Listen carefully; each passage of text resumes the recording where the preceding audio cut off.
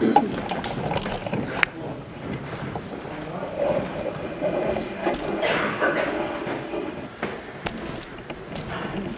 have a very vivid memory of being a little kid up on some cliffs above the ocean in Maine. My father had carried me out, we got to the edge, and we looked out for a while, and then it was time to head back to the beach. And in order to get from where we were to where we wanted to be, there was a gap between the cliffs that had to be jumped over. Now, from what I remember, the gap seemed to be about 10 feet wide and 100 feet down. And I remember looking down, and I swear to you that there were 2 sharks down there. And I can still see them in my mind, circling and just waiting for me. My father jumped across the gap and told me to follow, and there I stood, paralyzed. I definitely didn't want to get eaten by sharks, and I had no confidence that I could safely make the leap. So I whined and I cried, and my father just stood across the gap nodding to me that I could do it. And so I stood at the edge, and my legs were shaking, and I was fixated on these sharks below. And while I was looking down in worry, I saw my father's hand come into view and reach across to me.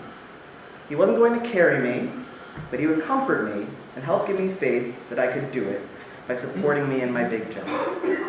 And I did it. I'm here. I'm safe. I'm still scared of heights and of sharks, but this memory often comes up in my mind. It was a moment in which I was terrified, but I still managed to move forward. When I started to think about the idea of taking a leap of faith, I questioned the meaning of the word faith. Some say that it's a noble and virtuous act characterized by strength of soul and spirit. And others more skeptically define faith as belief without evidence. Ultimately, for me, faith is synonymous with inner trust and confidence. It is the belief in something that we cannot see, something that to some seems crazy or unattainable. So taking a leap of faith is essentially a personal willingness to take a chance. And the most difficult part?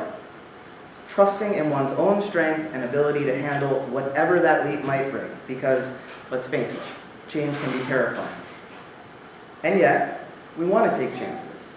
I dream of making big changes, of learning and experiencing new things, and ultimately growing. Because while it's scary to leave what's safe, it's even more frightening to contemplate a life unfulfilled. Playing it safe is a futile existence in my mind. And I'm not saying that everybody should quit their job without knowing what's next, or pack up and move to a new town where they know no one, or even get up and sing in front of a crowd of people.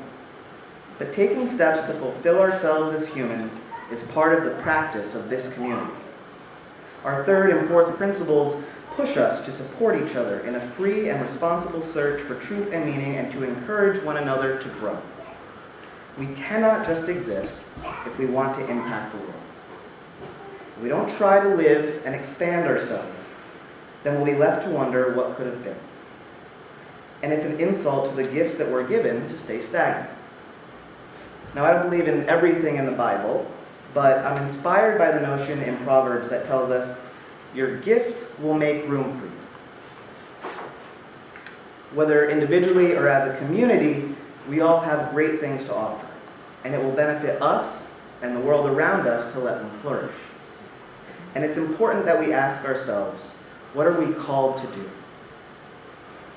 And having passion and believing in what we have to offer will lead us to believing in ourselves. And so we jump. And we might stumble, and we might fall, and there's beauty in the falling too. We face uncertainty all the time in everything that we do. Sometimes just getting up out of bed takes faith that it's not going to be a bad day. And we can all sit here and close our eyes and imagine how a day will play out or what the future looks like. And when we do that, some of us see great things. We see whatever success or happiness looks like to us. But many of us see obstacles. Obstacles that are sometimes so powerful that they stop us in our tracks. These fears and worry create a wall that blocks us from seeing our potential. And I wonder how it is that some folks find it so easy to take big risks. What is it that helps them make that jump? And we know that there's people who believe in a higher power that will make everything all right.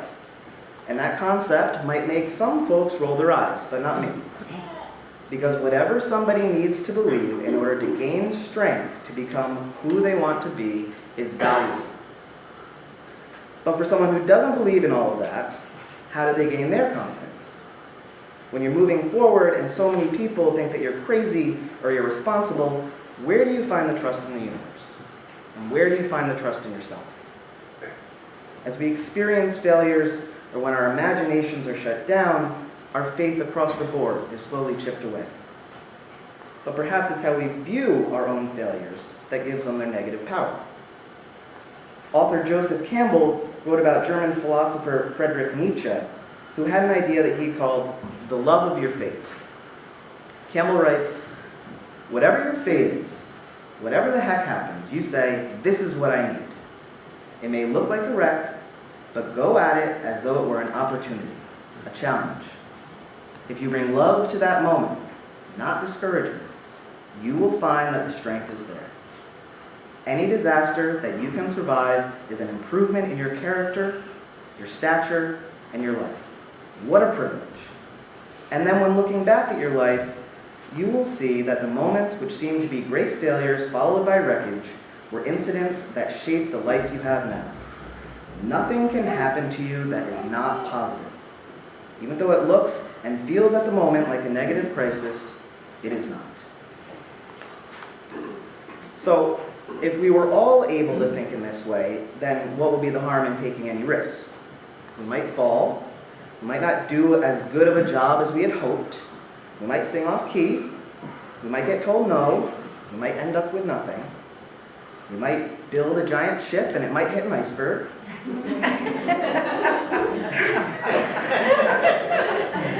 But even if those things happen, you get to learn and rise from those ashes.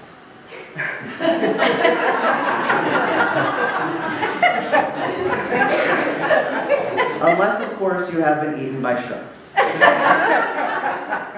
The flip side is that if we succeed, you get to learn. Oh, I already said that. The flip side is that if we succeed, things actually might turn out more awesome than we ever could have imagined. But we will never know greatness. We will never reach our full potential if we live a life of pessimism. The only way for us to soar is to jump, and we must trust that our gifts will help us fly. I find it unfortunate that some folks aren't able to imagine what could be. And I've noticed the ability to dream is something that we slowly lose as we get older. I'm sure that each of us can look back and name many regrets. The could-haves, the might-haves, the should-haves haunt us sometimes. We can stand on the edge of the cliff and never jump. And if we do that, then it will be impossible to reach our dreams. Our gifts will never shine, and we will never grow. Some people believe in a God that will hold their hand through all that is to come in life.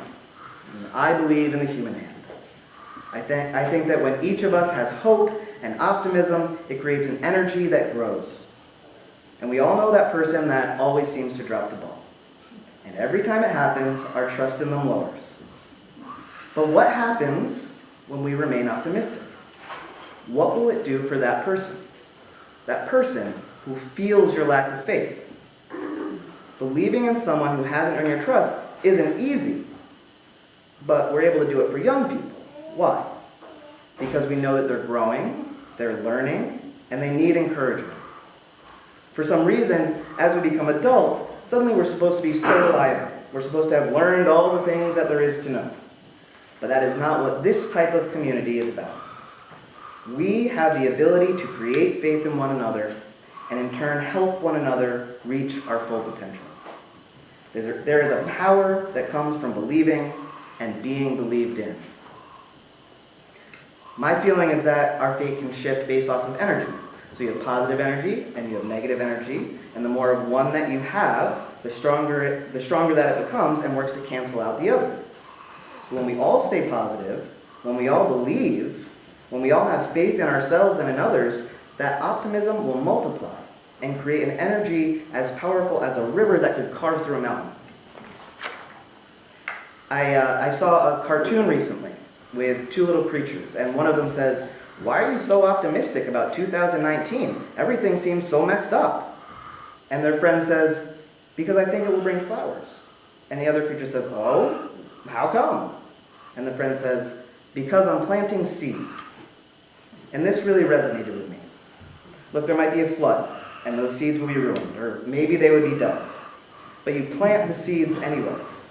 You plant them because you have to believe that everything is going to be all right. And if you don't, if you believe that the future is full of failures and heartache, and you don't plant any seeds, then how will you ever grow? You won't. You'll stay exactly where you are and slowly wither, leaving little impact on the world and stifling your spirit. And perhaps for some of us, it's just too hard to believe in ourselves. And that is where this community comes in. So let's believe in one another and support each other to develop and evolve and to reach what it is that we are called to do. Let's have faith in our future, and let's be the hand that stretches out to support one another as we jump into the unknown. May it be so. And to help our congregation, to give us a bit more encouragement, the president of the UUA, Reverend Susan Frederick Gray, has a message for us. And for those of you that don't know her, I strongly urge that you look her up. She's awesome. She's been doing amazing things for social justice and to strengthen our religion so that we can better impact the world.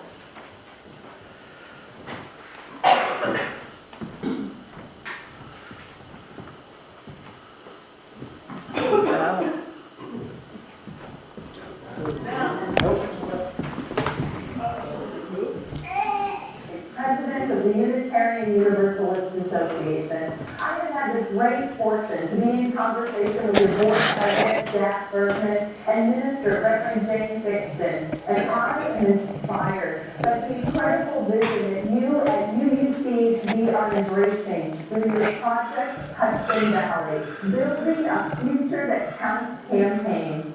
I am grateful and encouraged by the boldness, generosity, and commitment you are showing for your congregation, for each other, and for this life-saving, life-affirming faith of Unitarian Universalism.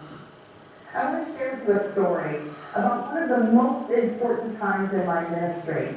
It was a time when I was called to work with a congregation that had been stuck for many years. They had difficulties with ministers and challenges among members, and they were struggling with an aging building that was a barrier to their ministry. These challenges diminished the spirit of the congregation, and they found themselves frequently stuck in recurring conversations about their future that seemed to go in circles. But then, something began to change.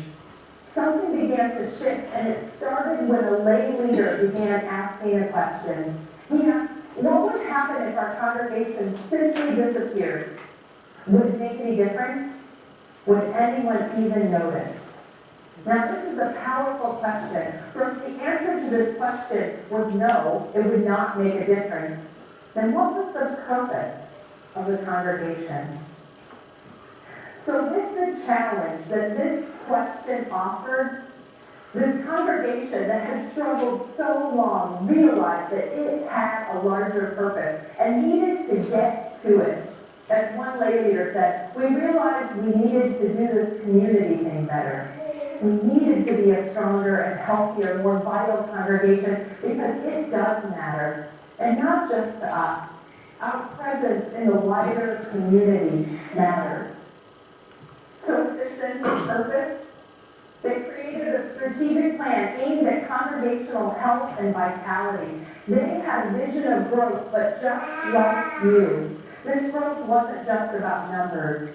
It was about growing the outreach of the congregation and nurturing a dynamic, mission-driven community that would welcome diverse people looking to connect and grow in their spiritual lives and in the practice of beloved community.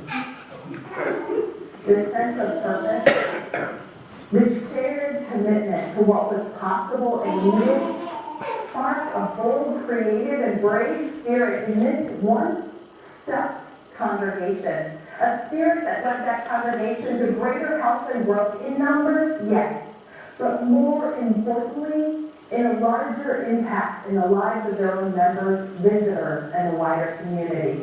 It also led to capital campaigns just like you are embarking on today. Friends, our congregations matter.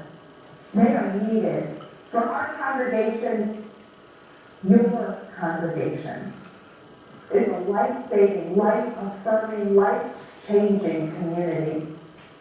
And this spirit that you all are embodying, a spirit of faithful risk-taking, of courage and imagination, is so critical now because our progressive religious voice, grounded in community and living the values of love and justice, is needed especially now in this time. Throughout my first year as president, two things have become clear to me. Number one, this is no time for a casual faith. And number two, this is no time to go it alone. And mission is where these two things come together. Because the opposite of casual is a sense of purpose that recognizes how much our congregations matter. And when we put that big, bold mission of changing lives and impacting our community before us, we know we can't get there alone. We need each other. And I see you all at UCHB embracing a missional commitment both within and beyond your walls through the work you have been doing to imagine your ministry in a new location, one that can be a vital, accessible home for your growing, diverse community.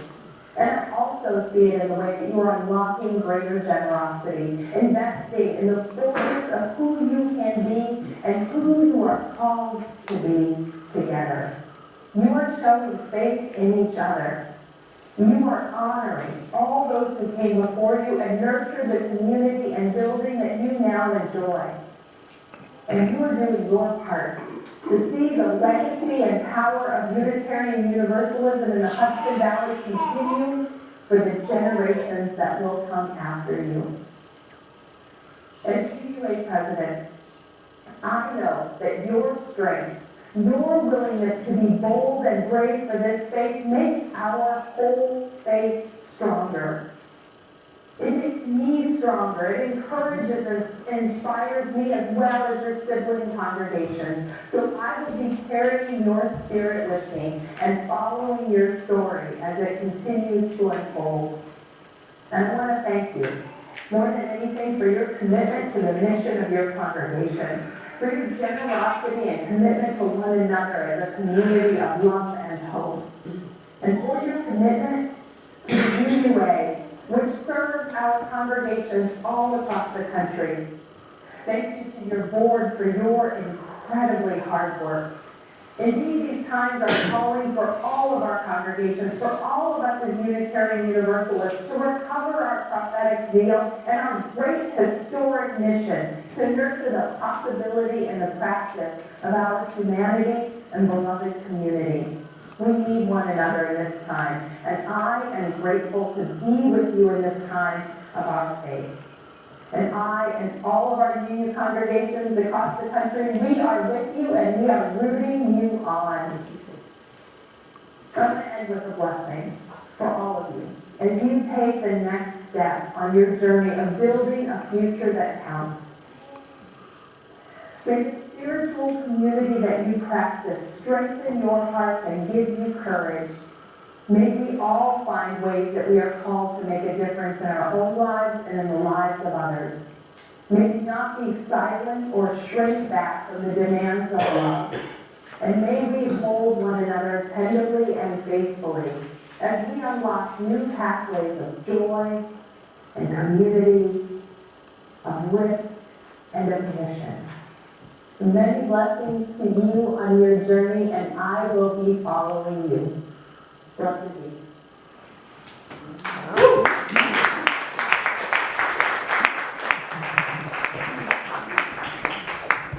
Please rise in body or spirit and join in hymn number 1028 in the teal hymnal.